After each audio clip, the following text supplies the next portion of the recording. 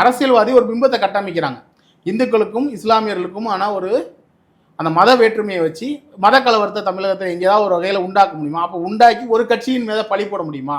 ஒரு கட்சியின் மீது பழி போட்டு நான் இன்னொரு பக்கம் நான் பாதிக்கப்பட்டவங்க சைடு நான் தான் நிற்கிறேன்றதை காட்டிக்கொண்டு அதை வாக்கரசியலாக மாற்ற முடியுமா?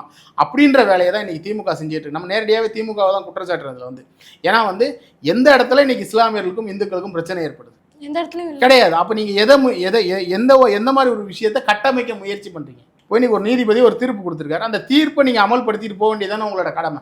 இப்போ நீங்கள் அதாவது அறநிலைத்துறை தான் போயிருக்கு, போகும்போது அவங்க ஒரு தீர்ப்பு கொடுத்துட்டாங்க, ஏன் நீங்கள் அங்கே ஏற்றுங்கன்னு சொல்லி தீர்ப்பு கொடுத்துட்டாங்க.